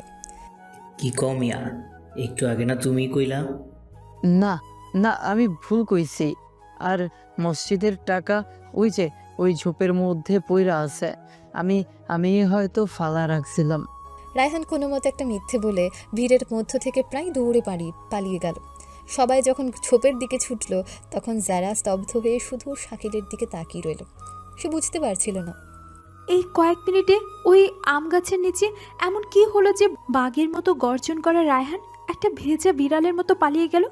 শাকিল তাকে কি বলেছিল? তার কাছে রায়হানের এমন কি গোপন তথ্য আছে যা দিয়ে সে তাকে এইভাবে নিয়ন্ত্রণ করতে পারে? যারার মনে হলো সে শাকিলের যে রূপটা দেখেছে তা হয়তো বিশাল এক বরফখণ্ডের চূড়া মাত্র। এর নিচে যে কত বড় বড়, কত ভয়ঙ্কর এক জগৎ লুকিয়ে আছে তা হয়তো সে কোনোদিনও জানতে পারবে না। এ ঘটনার পর রায়হান আর জারার আশেপাশে আসার সাহস দেখায়নি। পুরো গ্রামে শাকিলকে নিয়ে এখন এক নতুন রহস্য। কেউ তাকে ভয় পায়, কেউ সমীহ করে, কিন্তু একমাত্র যারা, সেই শুধু সত্যটা জানার জন্য ছটফট করতে থাকে। শাকিলের প্রতিটা নীরবতা, প্রতিটা শান্ত চাহনি তার কাছে এখন হাজারো প্রশ্নের জন্ম দেয়। এক নির্জন দুপুর, যারাদের বাড়ির সবাই পাশের গ্রামে এক আত্মীয়ের বাড়িতে বেড়াতে গেছে। যারা ইচ্ছে করে যায়নি, সে জানতো শাকিলও বাড়িতে একা। এটাই সুযোগ। যারা সোজা শাকিলের সে পুরনো ভাঙা ঘরটার দরজায় এসে দাঁড়ালো। শাকিল তখন চৌকিতে বসে তার সেই পুরনো বাটন ফোনটা খুলে ভেতরের সার্কিট নিয়ে কি যেন একটা কাজ করছিল। আসতে পারি? যারা, তুমি এখানে? কেন আসতে পারি না? নাকি তোমার এই রাজপ্রাসাদে আমার মতো সাধারণ মানুষ প্রবেশ নিষেধ? না তা না, কিন্তু মামি কই? ওনারা কেউ বাড়িতে নেই। মানে হলো আজ আমি তোমার মামাতো বোন বা রায়হানের হবু স্ত্রী। কোনো পরিচয় নিয়ে আসেনি। আমি এসেছি শুধু একজন সাধারণ মেয়ে হিসেবে, যে কিছু প্রশ্নের উত্তর খুঁজতে এসেছে। কি প্রশ্ন? তুমি কে শাকিল? আমি কে মানে? আমি তো শাকিল, আমেনা বেগমের কালাপোলা। আর তো কোনো পরিচয় আমার নেই। নাটক করো না শাকিল। আমার সাথে অন্তত নাটক করো না। আমি হয়তো তোমার মতো বুদ্ধিমান নই, কিন্তু আমি বোকাও নই। আমি জানি তুমি যা দেখাও তুমি তা নও। কি দেখাই আমি? আমি তো একজন সাধারণ বেকার ছেলে, সারাদিন টই টই কুইরা ঘুরে বেড়াই। এই তো আমার পরিচয়। তাই একজন সাধারণ বেকার ছেলে, সে কি কোনো যন্ত্রপাতি ছাড়াই একটা নষ্ট ইঞ্জিন ঠিক করে ফেলতে পারে? সে কি রাতের অন্ধকারে জঙ্গল চিনে জিপিএসের চেয়েও নির্ভুলভাবে পথ দেখাতে পারে? সে কি একটা ভাঙা ম্যাকবুককে 1 ঘন্টা সরিয়ে ফেলতে পারে, যা শহরের সেরা ইঞ্জিনিয়ারও পারে না? আমি তো কইছি আমি ইউটিউব দেখে। চুপ করো, একদম মিথ্যা কথা বলবে না। ইউটিউব দেখে এসব করা যায় না। আর রায়হানের ব্যাপারটা, তুমি ওকে এমন কি বলেছিলে যে ও সবার সামনে নিজের দোষ স্বীকার করে নিল? ওর মতো একটা অহংকারী ছেলে। আমি ওকে কিছু বলিনি, ও হয়তো নিজের ভুল বুঝতে পেরে। শাকিল প্লিজ আমার দিকে তাকাও, আমার চোখের দিকে তাকিয়ে বলো যে তুমি কিচ্ছুই জানো না।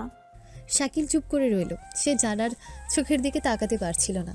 জারা এবার গলাটা নরম করে শাকিলের খুব কাছে এসে বলে, আর সেই রাতের ফোন কল, তুমি কার সাথে কথা বলছিলে শাকিল? ক্যাপ্টেন, ইতিহাস, আলফা 6, দ্য শ্যাডো, এরা কারা? প্যাকেজে বাকি 01 মানে কি? এই নামগুলো শোনার সাথে সাথেই শাকিলের পুরো শরীরটা যেন জমে বরফ হয়ে গেল। তার শান্ত নিয়ন্ত্রিত মুখটা মুহূর্তের জন্য ফ্যাকাশে হয়ে গেল। তুমি? হ্যাঁ, আমি শুনেছি, আমি সব শুনেছি। আর শুধু তাই নয়, যারা তখন ফোনটা বের করে সেই পুরনো ছবির পেছনের কোডের ছবিটা দেখায়, সাথে রনির পাঠানো মেসেজটাও। এই কোডটার মানে কি শাকিল? -6? এটা নাকি স্পেশাল ফোর্সের কোনো গোপন ইউনিটের কোড নেম? তুমি কি আর্মির লোক শাকিল? সব প্রমাণ, সব প্রশ্ন একসাথে শাকিলকে আক্রমণ করলো। সে বুঝতে পারছিল তার ছদ্মবেশের দেয়ালটা আজ ভেঙে পড়তে চলেছে। তুমি যা শুনছো, যা দেখেছো, সব ভুলে যাও যারা, প্লিজ। এটাই তোমার জন্য ভালো হবে। কি করে ভুলবো? তুমি বলো, কি করে ভুলবো? যে ছেলেটাকে আমি ছোটবেলা থেকে কালো, অযোগ্য বলে অপমান করে এসেছি, সেই ছেলেটাই হয়তো দেশের জন্য নিজের জীবনটা বাজি রেখে লড়ছে। আর আমি না জেনেই। কে কিসের জন্য লড়ছে সেটা নিয়ে তোমার ভাবতে হইব না। তুমি যা ভাবতেছো সেরকম কিছুই না। আমি কোনো আর্মির লোক না। তাহলে তুমি কে? আমি একটা প্রতারক, একটা মিথ্যাবাদী। আমি হয়তো কোনো সন্ত্রাসী দলের সদস্য হইতে পারে না। না, পারে না। আমি তোমার চোখ দেখেছি শাকিল। ওই চোখে দেশের জন্য মায়া আছে, মানুষের জন্য ভালোবাসা আছে। ওই চোখ কোনো সন্ত্রাসীর হতেই পারে না। তুমি আমার সম্পর্কে কি জানো? হ্যাঁ, কি জানো তুমি? তুমি তো শুধু আমার বাইরের রংটা দেখেছো। তুমি তো কোনোদিনও আমার ভেতরের দেখার চেষ্টাই করো নাই। আমি কালা, আমি অযোগ্য, আমি বেকার, আর এটাই আমার পরিচয়। এর বাইরে আমার আর কোনো পরিচয় নেই। শাকিল, তুমি কেন এমন করছো? কেন তুমি সবটা লুকাচ্ছ? কারণ কোনো সত্যি নেই। তুমি যা ভাবতেছো সব তোমার মনের ভুল। তুমি একটা সিনেমার গল্প বানাইতেছো। বাস্তবে এমন কিছুই হয় না। বাস্তবে আমি একজন সাধারণ চাকরি হারানো কালা একটা ছেলে, যার কোনো ভবিষ্যৎ নেই। আর তুমি হলে বড় লোকের সুন্দরী মাইয়া। তোমার লগে আমার কোনো তুলনা চলে? তুমি আমার নিয়ে এত বাইবা নিজের সময়টা নষ্ট করতেছো কেন? কারণ আমি। কারণ কি? তোমার আমার জন্য মায়া হইতেছে, করুণা হইতেছে? আমার ওইসবের কোনো দরকার নেই। যাও তুমি এখান থেকে, আমারে আমার মতো থাকতে দাও। না, এটা মায়া না শাকিল, এটা ভালোবাসা। আমি তোমাকে ভালোবাসি। জারার এমন অকপট স্বীকারোক্তিতে শাকিলের বুকের ভেতরটা যেন দুমড়ে মুচড়ে গেল। যে কথাগুলো শোনার জন্য সে হয়তো মনে মনে অপেক্ষা করছিল, আজ সেই কথাগুলোই তার কাছে সবচেয়ে ভয়ঙ্কর মনে হচ্ছে। ভালোবাসা? তুমি আমারে ভালোবাসো? যে ছেলেটাকে তুমি ছোটবেলা থেকে কালু খাইল্লা বলে ডাইকে আইছো, যার পাশে দাঁড়াইতেও তোমার লজ্জা লাগে, তুমি তারে ভালোবাসো? এর থেকে বড় জোকস আমি আমার জীবনও শুনে নাই। শাকিল প্লিজ। না, কোনো প্লিজ না। তুমি আসলে আমার ভালোবাসা না যারা। তুমি ভালোবাসো আমার রহস্যটারে। তুমি আমারে জয় করতে চাও, কারণ আমি হয়তো প্রথম বলা যে তোমার কথায় উঠে বসে না। এইটা তোমার ভালোবাসা না, এটা তোমার জেদ, তোমার অহংকার। না, এটা জেদ না। এইটাই জেদ, আর আমি তোমার জেদের শিকার হতে রাজি না। যাও তুমি রায়হানের কাছে, ওই তোমার যোগ্য। হীরা দিয়ে বাঁধানোর জীবন তোমার। আমার মতো কয়লার লোকে তোমার মানায় না, যাও। শাকিল প্রায় চিৎকার করে কথাগুলো বলল। তার চোখ দুটো লাল হয়ে গেছে। যারার মনটা ভেঙে চুরমার হয়ে গেল। সে আর কোনো কথা বলতে পারল না। সে কাঁদতে কাঁদতে টলতে টলতে ঘর থেকে বেরিয়ে গেল। যারা চলে যাওয়ার পর শাকিল ধপ করে চৌকির উপর বসে পড়ল। তার সে রাগী কঠোর মুখটা মুহূর্তেই বদলে গেল। সে দুই হাতে মুখ ঢেকে শিশুর মতো কান্নায় ভেঙে পড়ল। নিজে নিজে বলে, আমি খুবই দুঃখিত যারা, আমি খুবই দুঃখিত, কিন্তু তোমাকে আমার এই ভয়ঙ্কর পৃথিবী থেকে দূরে রাখতেই হইব। আমিও যে তোমাকে ভালোবাসি। যারার কাছ থেকে নিজেকে দূরে সরিয়ে দেওয়ার পর শাকিল যেন আরও বেশি নীরব, আরও বেশি বিচ্ছিন্ন হয়ে গেছে। সে এখন সারাদিন তার ভাঙা ঘরেই কাটায়, খুব একটা বাইরে বেরোয় না, কিন্তু তার কান আর চোখ আগের চেয়েও 1000 গুণ বেশি সতর্ক। সে জানে তার নিষ্ক্রিয়তার শত্রুকে আরও কাছে টেনে আনবে। শাকিল তার পুরনো ব্যাটন ফোনে কথা বলছে। Imtiaz, are you sure? হ্যাঁ শাকিল, আমাদের ইন্টেল শতভাগ নিশ্চিত। দ্য শ্যাডো ওরফে রায়হান, সে তার নিজস্ব ক্লিনার টিমকে ঢাকায় নিয়ে এসেছে। 3 জন বিদেশি মার্সেনারি। ওরা সাধারণ কোনো গুন্ডা নয় শাকিল, ওরা পেশাদার হত্যাকারী। আমি জানি, আমি ওদের প্রোফাইল দেখেছি। X spade snatch. তার মানে রায়হান আমার পরিচয় নিয়ে সন্দিহান। ও আর রিস্ক নিতে চাইছে না। আমারও তাই মনে হচ্ছে। ও হয়তো তোমাকে চিরতরে সরে দেওয়ার জন্যই ওদের হায়ার করেছে। Shakil, situation is out of control. আমি ব্যাকআপ পাঠাবো? না, কোনো ব্যাকআপ আসবে না। যদি ওরা বুঝতে পারে আমি আর্মির লোক, তাহলে রায়হান আন্ডারগ্রাউন্ডে চলে যাবে। আর ডার্টি বমের লোকেশন আমরা কোনোদিন খুঁজে পাবো না। আমাকে একাই খেলতে হবে। কিন্তু শাকিল, 3 জন এক্স স্পেশনাইজের বিরুদ্ধে তুমি একা? শুধু একটা কাজ করো, যারার বাড়ির চারপাশে আমাদের যে অদৃশ্য নিরাপত্তা বলয়টা আছে, ওটাকে সর্বোচ্চ অ্যালার্টে রাখো। আমার মন বলছে রায়হান আজ রাতেই কোনো একটা চাল চালবে। ও জানে যারা আমার দুর্বলতা। গভীর রাত, পুরো জয় সিদ্ধি গ্রাম যখন ঘুমে আচ্ছন্ন, তখন 3টা কালো ছায়া নিঃশব্দে জারার বাড়ির দিকে এগোতে থাকে। তাদের উদ্দেশ্য শাকিলের ঘর নয়, সরাসরি জারার বাড়ি। রায়হান তাদের নির্দেশ দিয়েছে জারা এবং তার পরিবারকে জিম্মি করতে। সে দেখতে চায় শাকিল কি সত্যি একজন সাধারণ অপদার্থ ছিল, নাকি তার আড়ালে অন্য কেউ আছে। দরজা ভাঙার শব্দে জারার বাবা মা এবং জারা সবাই ঘুম থেকে জেগে ওঠে। কে ওখানে? কিছু বোঝার আগে মুখোশধারী 3 জন লোক ভেতরে ঢুকে পড়ে।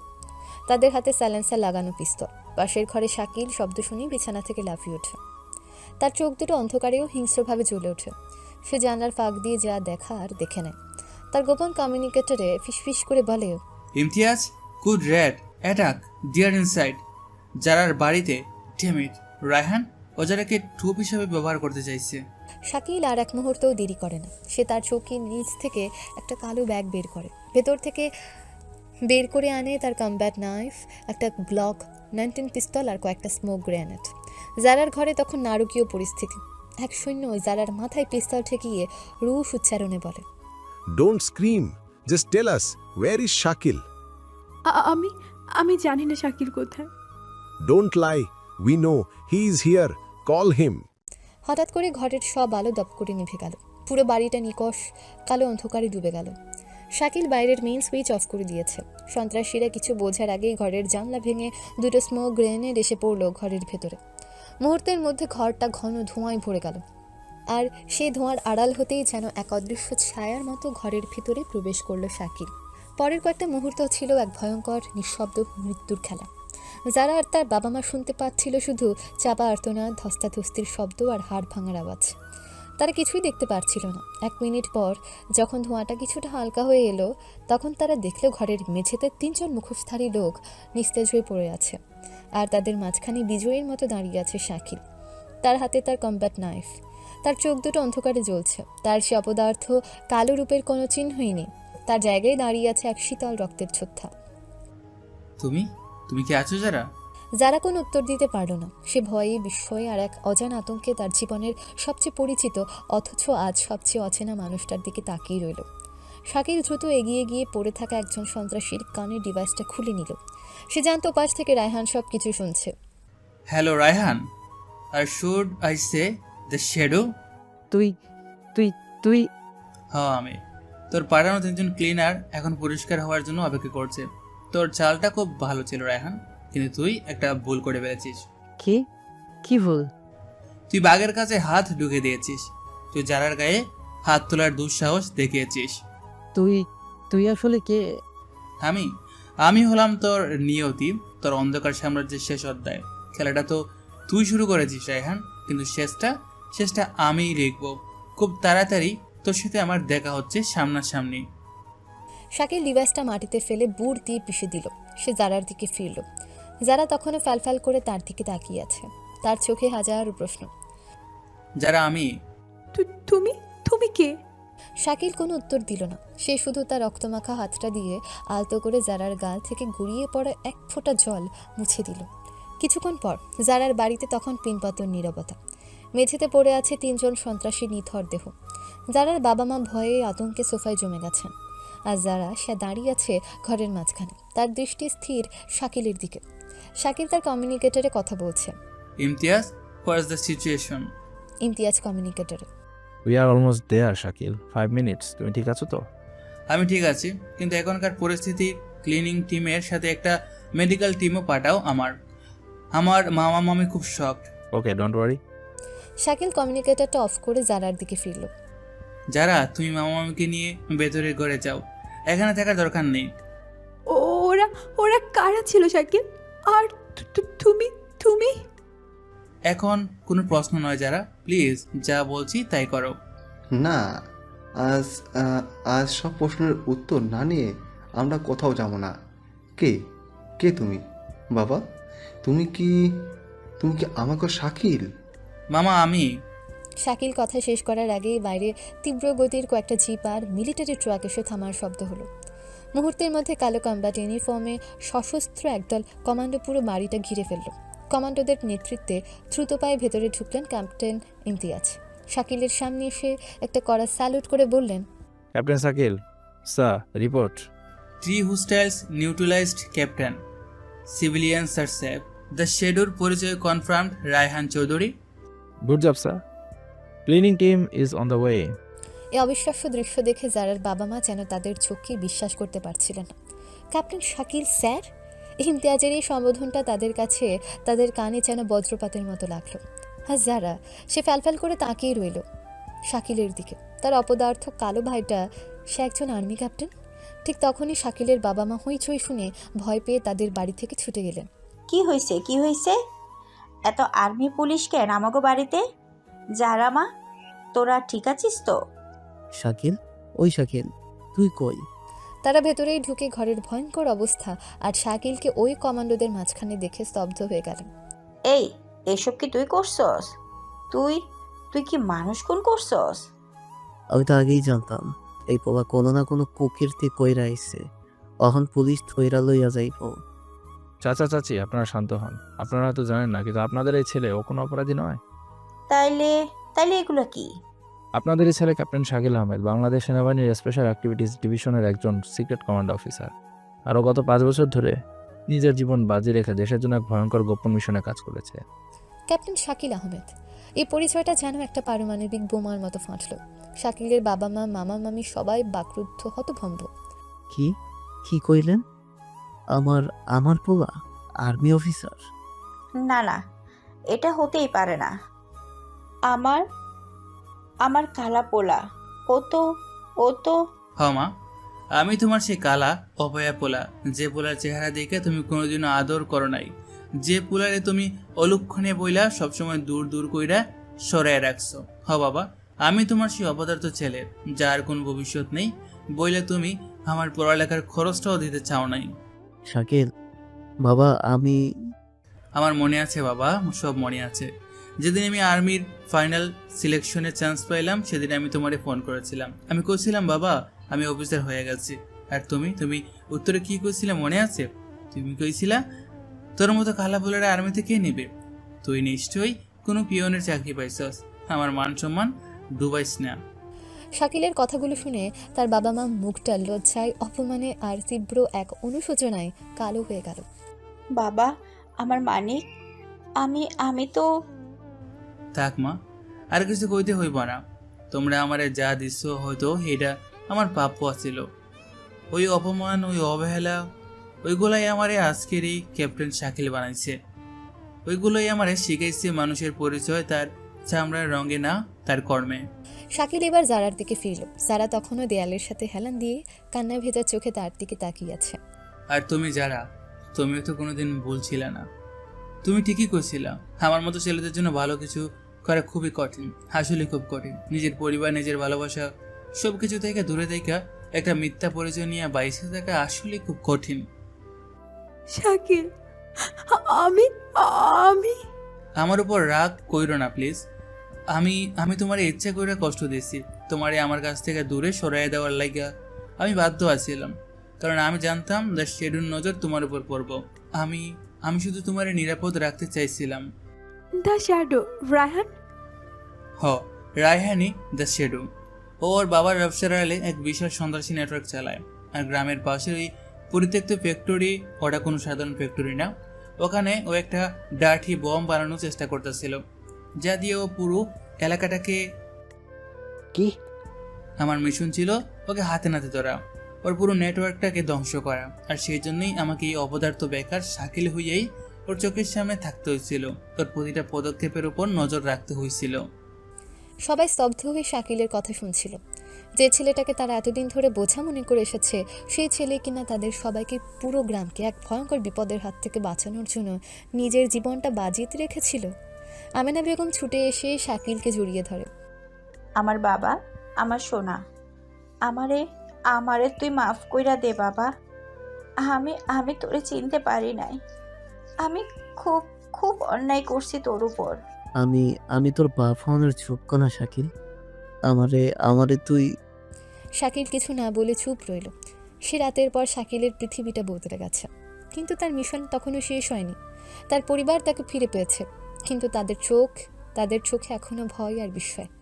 যারা সে এখন শাকিলের প্রতিটা নিঃশ্বাসকেও যেন আগলে রাখতে চায়। পরদিন সকালে শাকিল তার কমান্ডো ইউনিটের অস্থায়ী বেস ক্যাম্পে বসেছিল, যা গ্রামের স্কুলের ভেতরে স্থাপন করা হয়েছে। সে তার টিমের সাথে চূড়ান্ত অভিযানের পরিকল্পনা করছিল। রায়হানের ফ্যাক্টরিটা চারদিক থেকে ঘিরে ফেলতে হবে, কিন্তু কোনো অ্যাকশন নয় যতক্ষণ না আমি নির্দেশ দিচ্ছি। ও খুব দ্রুত, ও নিশ্চয়ই বুঝতে পেরেছে ওর পরিচয় ফাঁস হয়ে গেছে। ও এখন মরিয়া হয়ে কিছু একটা করার চেষ্টা করবে। তোমার কি মনে হয় ও এখন কি করতে পারে?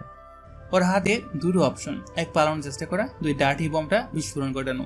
ও জানে ও ধরা পড়লে ওর মৃত্যু নিশ্চিত, তাই যাওয়ার আগে ও চাইবে সর্বোচ্চ ধ্বংসযোগ্য ঘটাতে। ঠিক তখনই শাকিলের স্যাটেলাইট ফোনটা বেজে উঠল। স্ক্রিনে আননোন নাম্বার লেখা। শাকিল ইশারায় সবাইকে চুপ করতে বলল। হ্যালো, আবার খলি ক্যাপ্টেন শাকিল, নাকি কালা শাকিল বললেই বেশি খুশি হবে? তোর সাহসের তো প্রশংসা করতেই হয় রায়হান। ধরা পড়ার পরও তুই আমাকে ফোন করার সাহস দেখাচ্ছিস? খেলা তো এখনো শেষ হয়নি শাকিল, বরং সবেমাত্র শুরু হয়েছে। তুই হয়তো আমার কয়েকটা সৈন্যকে মেরেছিস, কিন্তু আমার রানী, সে তো এখন আমার হাতে। কি চাস তুই? যা আমি সব সময় চেয়ে এসেছি, যারা আর আর আমার পালানোর জন্য একটা নিরাপদ রাস্তা। তুই যদি চাস যারা বেঁচে থাকুক, তাহলে তুই তোর সব সৈন্য সরিয়ে নিবি, আর আমাকে দেশ থেকে বেরিয়ে যাওয়ার জন্য একটা হেলিকপ্টার দিবি। তুই কি সত্যি ভাবছিস আমি তোর এই ফালতু হুমকিতে ভয় পাবো? তুই যারা কোনো ক্ষতি করতে পারবি না রায়হান, কারণ তুই ওকে ভালোবাসিস। ভালোবাসা? তুই এখনো ভালোবাসার স্বপ্ন দেখছিস শাকিল? আমি যারাকে ভালোবাসি না, আমি ওকে চাই। ও আমার ট্রফি, আমার অহংকার। আর আমি যদি ওকে না পাই, তাহলে আর কাউকেই পেতে দিব না, এমনকি তোকেও না। শাকিল নিশ্চুপ। কি হলো, চুপ করে গেলি কেন? ভয় পাচ্ছিস? ভয় পাওয়ারই কথা, কারণ যারা ও এখন আমার সাথেই আছে এই ফ্যাক্টরির ভেতরে, আর আমার আঙুলের নিচে আছে টয়টি বোমের ডেটোনেটর। তোর হাতে সময় মাত্র 1 ঘন্টা। হয় তুই আমার দাবি মেনে নিবি, আর নয়তো এই পুরো গ্রাম, তোর পরিবার আর তোর ভালোবাসার চারা সহ সবাই মিলেমিশে একাকার হয়ে যাবে। ফোনটা কেটে গেল। শাকিল, এটা কি সত্যি যারা?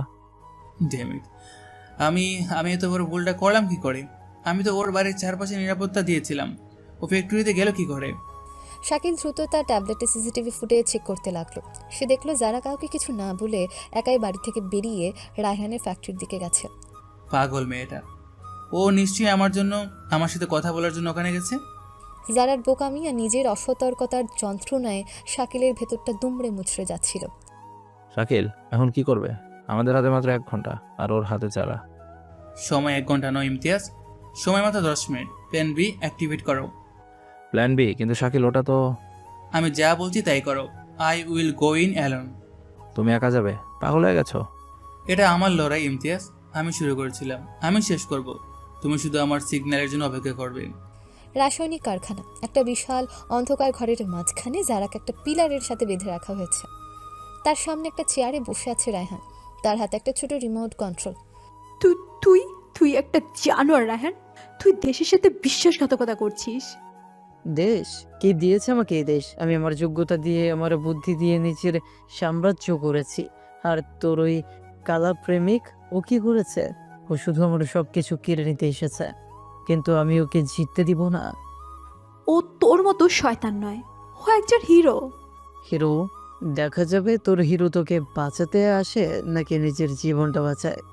ঠিক তখনই কারখানার বিশাল শাটার গেটটা একটা বিকট শব্দ করে খুলে গেল। দরজায় পড়ন্ত বিকেলের আলোয় বিপরীতে একা দাঁড়িয়ে আছে সাকিব। তার পরনে কমান্ডো ইউনিফর্ম, কিন্তু হাতে কোনো অস্ত্র নেই। আমি এসে গেছি রায়হান, এবার অন্তত মেয়েটাকে ছেড়ে দে। ওয়েলকাম ক্যাপ্টেন শাকিল, আমি তো তোর জন্যই অপেক্ষা করছিলাম। আয় ভেতরে আয়।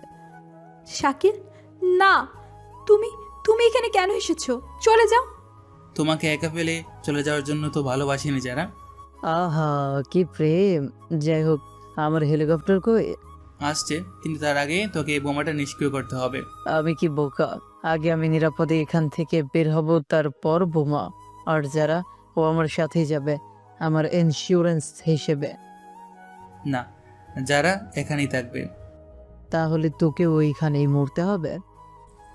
রায়হান রিমোটের বাটনটা চাপতে যাবে, ঠিক সেই মুহূর্তে কারখানার ছাদের কাঁচ ভেঙে দড়ি দিয়ে নেমে এলো শাকিলের পুরো কমান্ডো ইউনিট। তারা চোখের পলকে রায়হানের বাকি লোকদের ঘিরে ফেলল। কি? তুই তুই তো একা? বলছিলাম না রেহান, তুই একটা ভুল করেছিস। তুই বাঘের কাছে হাত দিয়েছিস, কিন্তু তুই এটা জানতি না যে বাঘ কখনো একা শিকার করে না। রায়হান বুঝতে পারলো সে ফেসে গেছে। সে মরিয়া হয়ে শেষ চেষ্টা হিসেবে জারার দিকে পিস্তল তাক করলো। কেউ এক পাও আগাবি না, নইলে আমি ওকে। কিন্তু তার কথা শেষ হওয়ার আগেই একটা গুলির শব্দ হলো। রায়হানের হাত থেকে পিস্তলটা পড়ে গেল। তার হাতে গুলি লেগেছে, আর গুলিটা করেছে জারা। সে কোনো এক ফাঁকে মাটিতে পড়ে থাকা এক সন্ত্রাসীর পিস্তলটা তুলে নিয়েছিল। পিস্তলটা রায়হানের দিকে তাক করে কাঁপতে কাঁপতে বলে, তোর খেলা শেষ রায়হান। রায়হান যন্ত্রণায় আর বিস্ময়ে জারার দিকে তাকিয়ে রইল। যে মেয়েটাকে সে ট্রফি ভেবেছিল, সে মেয়েটাই আজ তার পরাজয়ের কারণ হলো। শাকিল ছুটে এসে রায়হানকে কাবু করে ফেলল। ইমতিয়াজ আর তার টিম বোমাটা নিষ্ক্রিয় করতে লেগে গেল। সব কিছু শেষ হওয়ার পর শাকিল জারার সামনে এসে দাঁড়ালো। জারা তখনও পিস্তলটা হাতে নিয়ে কাঁপছে। শাকিল আলতো করে জারার হাত থেকে পিস্তলটা নিয়ে বলল, ইটস ওভার যারা, সব শেষ। আমি আমি জারার কোনো কথা না বলে শাকিলকে জড়িয়ে ধরল। সে শিশুর মতো কান্নায় ভেঙে পড়ল। কয়েকদিন পর জয়সিদ্ধি গ্রাম। শাকিলের বাবা মা আর মামা মামি সবাই শাকিলের কাছে তার প্রতি করা অন্যায়ের জন্য ক্ষমা চেয়েছে। শাকিল তাদের ক্ষমা করে দিয়েছে। শাকিল যখন তার নতুন মিশনে ফিরে যাওয়ার জন্য প্রস্তুতি নিচ্ছে, তখন জারা তার সামনে এসে দাঁড়ালো। চলে যাচ্ছ? যেতে তো হবে, দায়িত্ব। আবার আবার কবে আসবে? কেন? আমার মতো কালা অযোগ্য ছেলের জন্য কি তোমার মন খারাপ করবে? জারা শাকিলের শার্টের কলারটা ধরে তার খুব কাছে এসে বলল, যদি বলি করবে, যদি বলি এই কালো ছেলেটাই আমার পুরো পৃথিবী জুড়ে আছে, তাহলে তাহলে কি তুমি থেকে যাবে? থেকে তো আমি সারা জীবনই থাকতে চাই যারা, কিন্তু কিন্তু কি? আমার এই ঝুঁকিপূর্ণ জীবনে তুমি কি মানিয়ে নিতে পারবে? আমি আমি তো গুলি চালাতেও শিখে গেছি। আমার মনে হয় তোমার চেয়ে ভালো বডিগার্ড আমিই হতে পারবো। থাকলে একটা। শাকিল জারাকে তার বুকের গভীরে টেনে নিল। আমি জানি না আমি কবে ফিরবো, কিন্তু আমি কথা দিচ্ছি আমি ফিরবো শুধু তোমার জন্য। আমি আমি তোমার অপেক্ষায় থাকবো ক্যাপ্টেন শাকিল। আর আমি আমি তোমার অপেক্ষায় থাকবো, আমার সাহসী জেদি অহংকারী বউ। তাদের ভালোবাসার গল্পটা হয়তো গতানুগতিক ছিল না, কিন্তু অবহেলা, অপমান আর বিপদের মধ্য দিয়ে তারা খুঁজে পেয়েছিল একে অপরের প্রতি নিখাদ শর্তহীন ভালোবাসা। পরিবারের সেই অবহেলিত কালো ছেলেটি আজ তার ভালোবাসা আর দেশের সত্যিকারের নায়ক হয়ে এক নতুন সূর্যের দিকে যাত্রা শুরু করলো।